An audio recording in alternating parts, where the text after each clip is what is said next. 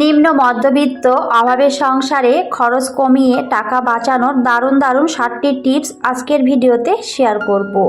আশা করছি ভিডিওটি সবার কাছে অনেক বেশি ভালো লাগবে আর অবশ্যই উপকারে আসবে। বিশেষ করে নতুন গৃহিণীরা অনেক বেশি উপকৃত হবে। তো পুরো ভিডিও দেখার অনুরোধ রইল। আর ভিডিও শুরুতে অবশ্যই একটি লাইক দিয়ে নেবেন। হ্যালো এভরিওয়ান, আসসালামু আলাইকুম। কেমন আছেন সবাই? আই হোপ সবাই খুব ভালো আছেন আর সুস্থ আছেন। আমরাও আলহামদুলিল্লাহ খুব ভালো আছি। আমার নতুন একটি ভিডিওতে সবাইকে ওয়েলকাম করছি। আমার রেগুলার ভিউয়ার্সরা সবাই অনেকেই জানে আমি সাপ্তাহিক বাজার করে থাকি, বিশেষ করে সবজি বাজার। তো এই যে আমার সাপ্তাহিক বাজারগুলো কিন্তু শেষ হয়ে গেছিলো, তো সেগুলি কিন্তু আমি নিয়ে এসেছিলাম। আর আমি সব সময় এভাবেই সাপ্তাহিক বাজার করি, বিশেষ করে সবজি বাজারটা। আর মুদিখানা যে বাজারগুলো রয়েছে সেগুলো কিন্তু আমি মাসিক বাজার করে থাকি।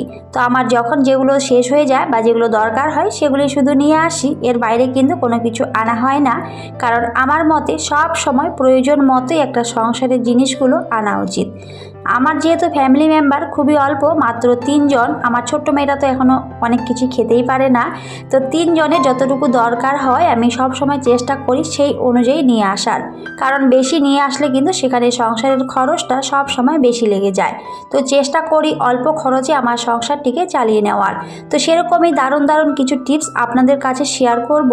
আশা করছি আপনারাও খুবই অল্প খরচে একটা সংসার অনেক সুন্দরভাবে চালিয়ে নিতে পারবেন এবং অনেক টাকা সেভ করতে পারবেন। তো এই যে আমি কিন্তু এদিকে সবজিগুলো গুছিয়ে নিচ্ছিলাম। তো আমার প্রয়োজন মতো এখানে আনা হয়েছে।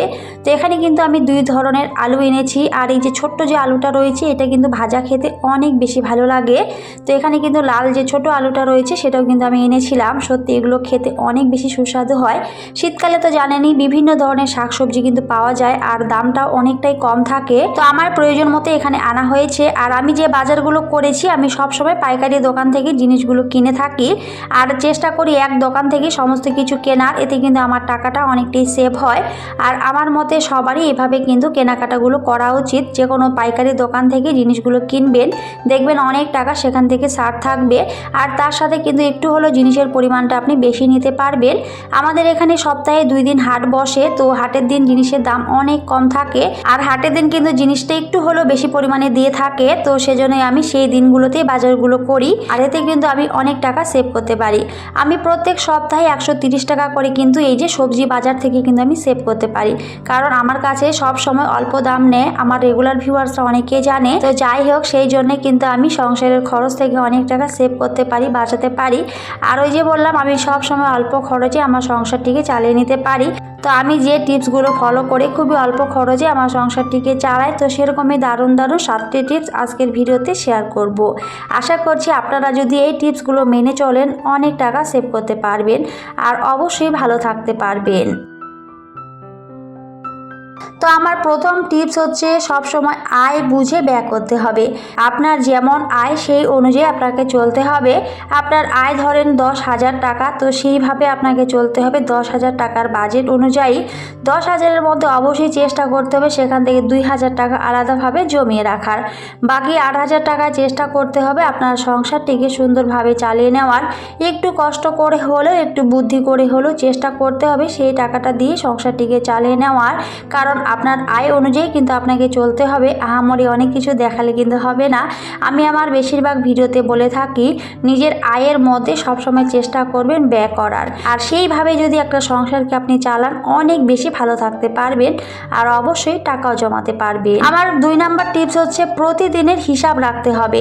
আপনি প্রতিদিন কত টাকা খরচ করেছেন বা কোথায় কত টাকা আপনার খরচ হয়েছে সেটা যদি প্রতিদিনের হিসাব প্রতিদিন একটু লিখে রাখেন তাহলে কিন্তু অবশ্যই আপনি জানতে পারবেন আপনার এই মাসে কত টাকা খরচ হয়েছে বা কোন দিন কত টাকা খরচ হয়েছে। এভাবে কিন্তু একটা আইডিয়া হয়ে যাবে যে আপনার এখানে এত টাকা খরচ হয়েছে আর সেই অনুযায়ী কিন্তু আপনি চলবেন। আর সেভাবে চললে কিন্তু আপনি বুঝতে পারবেন যে কোথায় কত টাকা খরচ হয়েছে। আর এইভাবেও কিন্তু টাকা সেভ করা সম্ভব। আমার তৃতীয় নাম্বার টিপস হচ্ছে ঘরে তৈরি খাবার খেতে হবে, কারণ বাইরের খাবারের কিন্তু প্রচুর পরিমাণে দাম। দেখবেন যে কোনো রেস্টুরেন্টে বা যে কোনো হোটেলে যখন আপনি খেতে যাবেন সেখানে কিন্তু অনেক পরিমাণে দাম থাকে, আর বাইরের খাবারে তেল মশলা এগুলো একটু বেশি পরিমাণে থাকে, আর বেশি পরিমাণে থাকে বলে সেগুলো অনেক বেশি সুস্বাদুও হয়। আসলে সুস্বাদুটা দেখলে হবে না, আপনার শরীরের দিকেও কিন্তু দেখতে হবে। বেশি তেল মশলা এগুলো খাওয়া কিন্তু শরীরের পক্ষে অনেক বেশি ক্ষতিকর। তো অবশ্যই সব দিক ভেবে চিন্তে কিন্তু চলতে হয়। আর আপনি যদি ঘরে তৈরি করা খাবার খান এতে কিন্তু আপনার শরীরও অনেক ভালো থাকবে, আর খুবই অল্প টাকায় কিন্তু আপনি সেটা খেতে পারবেন। বাড়িতে যে কোনো জিনিস বানিয়ে খেলে খুবই অল্প টাকায় কিন্তু হয়ে যায়, আর বাইরে খেতে গেলে বললামই সেখানে অনেক টাকা কিন্তু দিতে হয়। তো সেই জন্য অবশ্যই এই টিপসগুলো আমাদের মেনে চলতে হবে। আমার 4 নম্বর টিপস হচ্ছে সবসময় হিসেব করে খরচ করবেন। হাতে টাকা আসলে হাবিজাবি জিনিস কিনে ঘর ভর্তি করবেন না, এতে কিন্তু নিজের সংসারের অনেক বেশি ক্ষতি হয়। কারণ যখনই আপনার হাতে টাকা আসবে আপনি যদি অনেক কিছু জিনিস কিনে নিয়ে আসেন যেগুলো হয়তো আপনার দরকারও নেই, কারণ ওই যে হাতে টাকা আছে, আসলে আমরা কিন্তু এরকমই, হাতে টাকা থাকলে কখন কি কিনবো কি খাবো এই ভাবনায় কিন্তু সব সময় মাথার মধ্যে ঘোরে। তো যখনই হাতে টাকা আসবে অবশ্যই একটু বুদ্ধি করে চলার চেষ্টা করবেন। যে জিনিসটা আপনার অনেক বেশি পরিমাণে দরকার সেটাই শুধু কিনবেন, এর বাইরে কোনো কিছু কিনবেন না।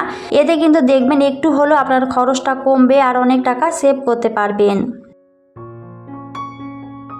আমার 5 নম্বর টিপস হচ্ছে সব খরচের শেষে হাতে যা টাকা থাকবে তা সেভিংস অ্যাকাউন্টে রেখে দিন।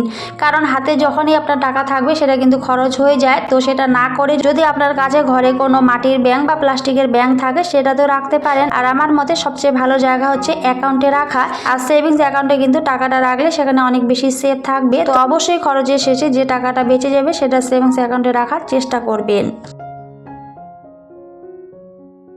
তো যাই হোক, এদিকে কিন্তু আমি আমার সংসারের কাজগুলো করে নিচ্ছিলাম, আমার ঘরটিকে সুন্দর করে গুছিয়ে নিচ্ছিলাম। আর কয়েকদিন আগে আমি দেখেছিলাম যে একটা ব্ল্যাঙ্কেট কেনা হয়েছিল, আর এখন কিন্তু প্রায় গরম পড়ে গিয়েছে, তো সেই জন্য এই ব্ল্যাঙ্কেটটা আর কাজে লাগেনি। তো সেটা কিন্তু প্লাস্টিকের মধ্যে ছিল, আর যেহেতু এটা দামটা অনেকটাই কম ছিল তো সেই জন্য কিন্তু কেনা হয়েছে। তো পরের বছর এটা অবশ্যই কাজে লাগবে, কারণ এগুলো কিন্তু কখনোই নষ্ট হয় না।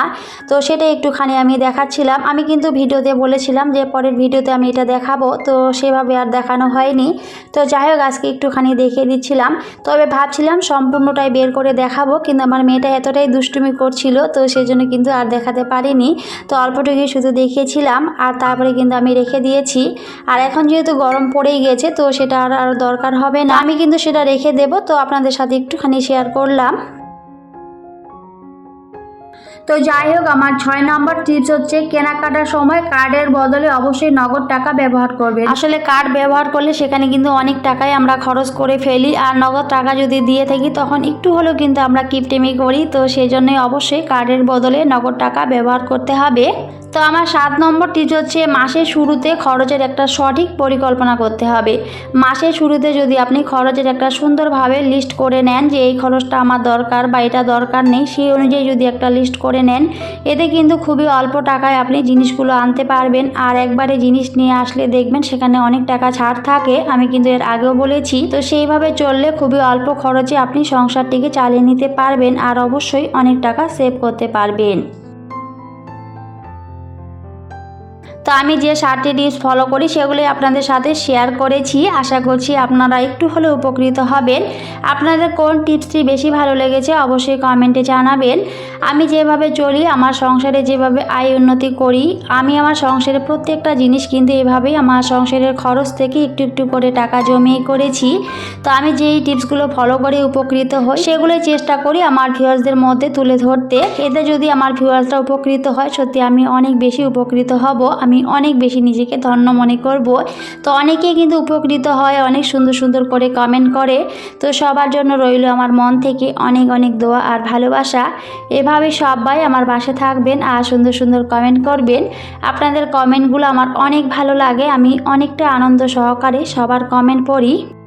তো যাই হোক, এর আগের একটা ভিডিওতে এক আপু কমেন্ট করেছিল, তো সুপ্রিয়া ঘরকন্যা থেকে সুপ্রিয়া দিদিভাই কমেন্ট করেছিল তোমার হাতের চুড়িটা অনেক সুন্দর হয়েছে, আর ওরা যারা স্বর্ণের দুল নিয়েছে ওদেরটাও অনেক সুন্দর হয়েছে।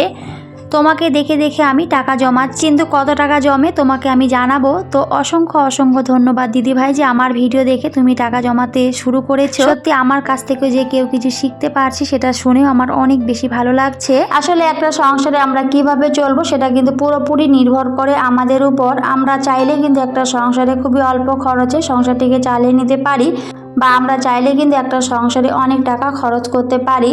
তো সবটাই আমাদের উপর নির্ভর করে। তো কিভাবে চললে সংসারের আয় উন্নতি আসবে, সংসারে ভালো থাকবো, সেই দিকগুলো কিন্তু আমাদেরকে ভাবতে হবে। সেই জিনিসগুলো যদি আমরা ভেবে চিন্তে চলি তাহলে কিন্তু অবশ্যই একটা সংসারে অনেক ভালো থাকতে পারবো। বিশেষ করে মধ্যবিত্ত বা অভাবের সংসারে যারা রয়েছে, তো যাদের অনেক টাকা তাদের কথা কিন্তু আমি একেবারেই বলছি না, আমার বেশিরভাগ ভিডিওতে আমি বলেই থাকি যারা আমাদের মতো নিম্ন মধ্যবিত্ত বা অভাবের সংসারে থাকে তাদের কথাই কিন্তু বলছি। অবশ্যই আমাদের টাকা সেভ করে রাখা উচিত, আর অল্প খরচে যদি সংসারটিকে চালিয়ে নেওয়া যায় তাহলে কিন্তু অনেক টাকা আমরা জমাতে পারবো। এখন যে পরিমাণে জিনিসপত্রের দাম, তো অবশ্যই সেই দিকগুলো ভেবেচিন্তে চলতে হবে যে কিভাবে চললে আমি সংসারের আয় উন্নতি বাড়াবো বা অল্প খরচে আমার সংসারটিকে চালিয়ে নিতে পারবো। সেই দিকগুলো যদি ভেবেচিন্তে চলেন দেখবেন অনেক ভালো থাকবেন, আর এতে কিন্তু অবশ্যই টাকাও জমাতে পারবেন। তো যাই হোক, আমার হাজব্যান্ড কিন্তু বাড়িতে ছিল না, তো কিন্তু ডিউটি শেষ করে তারপরে বাড়িতে এসেছে। আর 5ই ফেব্রুয়ারি ওর কিন্তু জন্মদিন ছিল, তো সেই জন্য জন্মদিনে ছোট্ট করে একটা আমি কেক এনেছিলাম, কারণ আবিরের জন্মদিনে কিন্তু ওর বাবা ছিল না, তো সেজন্য ও কেক কাটতেও পারেনি আর খেতেও পারেনি। যদিও আমি রেখে দিয়েছিলাম, তো 4 দিন পরে সেই কেকটা তাও কিন্তু একটু খেয়েছে, বেশি খায়নি। আর ফ্রিজের জিনিস এমনিতেও খুব একটা ভালো লাগে না খেতে, তো সেই জন্যই কিন্তু আমি ওর বার্থডেতে একটা ছোট্ট করে কেক নিয়ে এসেছিলাম আর একটু পায়েস বানিয়েছিলাম। তো সেটা দিয়েই ওর জন্মদিনটা ছোট্ট করে একটু সেলিব্রেশন করেছিলাম, আর সেটাই আপনাদের সাথে শেয়ার করেছি। সবাই আমার হাজব্যান্ডের জন্য অনেক অনেক দোয়া করবেন, আমার ফ্যামিলির জন্য দোয়া করবেন। আমি অলওয়েজ সবার জন্য দোয়া করি, সবাই যেন অনেক ভালো থাকে, সুস্থ থাকে। আর আজকে আমি মাংস রান্না করেছিলাম, তার সাথে আলু ভাজা করেছিলাম। ওই যে ছোট আলুগুলো দেখেছিলাম, তো সেটাই কিন্তু ভাজা করেছি, যেটা আমার হাজব্যান্ডের অনেক পছন্দের। তো খুবই সাধারণ রান্না বাড়া করেছিলাম, আর সেগুলো একটুখানি শেয়ার করেছি, খুব একটা বেশি শেয়ার করা হয়নি। তো যাই হোক, ভিডিওটি কেমন লেগেছে সবাই কমেন্টে জানাবেন। সবাই খুব ভালো থাকবেন, সুস্থ থাকবেন। সবাইকে টাটা, আল্লাহ হাফেজ। দেখা হবে পরের অন্য কোনো একটি ভিডিওতে।